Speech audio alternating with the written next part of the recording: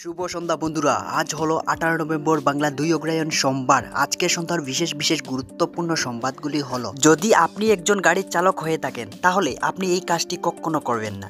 একজন চালক দিলেন 2.5 লক্ষ টাকার জরিমানা এবং কর্তৃপক্ষ কর্তৃক হারালেন নিজের ড্রাইভিং লাইসেন্স। ঘটনাটি ঘটেছে ভারতের কেরালা রাজ্যে। বিস্তারিত থাকবে প্রতিবেদনে। আজ দিন দুপুর দেখা গেল আসামের চিপাজার গরুকুটি নিকটবর্তী একটি প্রাথমিক বিদ্যালয়ের প্রধান শিক্ষকের জঘন্যতম কাণ্ড। প্রধান শিক্ষক নেশাগ্রস্তভাবে মাটিতে পড়ে আছেন। প্রত্যক্ষ করলেন এলাকাবাসী এবং উপস্থিত হয় একাধিক সংবাদ মাধ্যম। পরবর্তীতে অনেক অভাবনীয় কথা আসে সংবাদ মাধ্যমের কাছে। বিস্তারিত থাকবে প্রতিবেদনে। উত্তপ্ত মণিপুর আরও উত্তপ্ত হচ্ছে, ছড়িয়েও পড়ছে আরও নতুন নতুন জায়গায়। কারফিউ এবং ইন্টারনেট পরিষেবা বন্ধ থাকা সত্ত্বেও উত্তপ্ত কমছে না।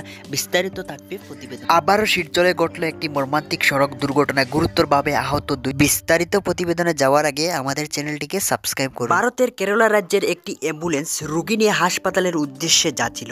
যাওয়ার সময় একটি 4 চাকার বাহন রাস্তার মধ্যে বাধা প্রদান করে। তখন অ্যাম্বুলেন্সের চালক বারবার সাইড দেওয়ার জন্য অনুরোধ করে, কিন্তু ব্যর্থ হয়। তারপর অ্যাম্বুলেন্স চালক নিজের মোবাইল দিয়ে ভিডিও করে ফেলে এবং সোশ্যাল মিডিয়াতে আপলোড করে। তারপর ভিডিওটি ভাইরাল হয়ে পড়ে এবং ভিডিওটি পরিবহন কর্তৃপক্ষ এবং প্রশাসনের কাছে গিয়ে পৌঁছয়। প্রশাসন ইনভেস্টিগেশনের কাজ শুরু করে। তারপর 4 চাকার বাহনটিকে জব্দ করে এবং 2.5 লক্ষ টাকার জরিমানা এবং চালকের লাইসেন্স নিলম্বন করা হয়। যদি আপনি একজন গাড়ির চালক বা সাধারণ আমজনতাও হয়ে থাকেন তাহলে আপনি কখনো এই ধরনের কাজ করবেন না। যদি আপনি এই ধরনের কাজ করে থাকেন তাহলে আপনার জেলও হতে পারে এবং বিপুল পরিমাণে জরিমানাও হতে পারে। অ্যাম্বুলেন্স বা অগ্নি নির্বাহক বাহিনীর জরুরিকালীন সেবাগুলিকে আপনি কখনো বাধা প্রদান করবেন না, কারণ এইগুলির উপর নির্ভর করে থাকে মানুষের বাঁচা মরা।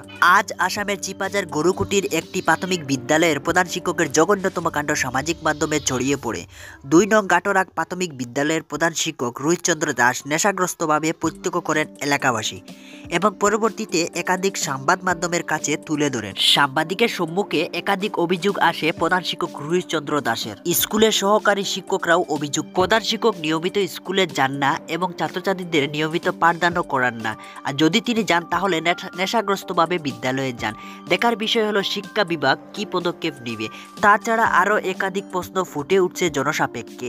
এই প্রাথমিক বিদ্যালয়ে মাত্র 19 জন ছাত্র রয়েছেন এবং বিপরীতে 3 জন শিক্ষক রয়েছেন। মণিপুরে উত্তপ্ত পরিস্থিতি কোনোভাবেই কমছে না। একাধিক জায়গায় কারফিউ এবং ইন্টারনেট পরিষেবা বন্ধ রয়েছে। গতকাল উত্তপ্ত জনতা জ্বালিয়ে ফেলেছে কংগ্রেস এবং বিজেপির একাধিক কার্যালয়, জ্বালিয়ে ফেলেছে বিদ্যালয় এবং বেশ কয়েকটি গির্জা। চিন্তায় রাজ্যিক এবং কেন্দ্রীয় অভিভাবক মহল। গতকাল গৃহমন্ত্রী রাজনৈতিক সভা স্থগিত রাখার কথাও শোনা গেছে এবং বিভিন্ন নেতৃবর্গদের সাথে গৃহমন্ত্রী অমিত শাহ মণিপুরের বিষয়ে সভা করছেন বলে জানা গেছে। আজ একটি মর্মান্তিক সড়ক দুর্ঘটনা ঘটে 306 নং শিলচর আইজল জাতীয় সড়কে। 2টি বাইকের মুখোমুখি সংঘর্ষ ঘটে গুরুতরভাবে আহত 3 এবং 2 জনের অবস্থা সংকটজনকভাবে বলে জানা গেছে।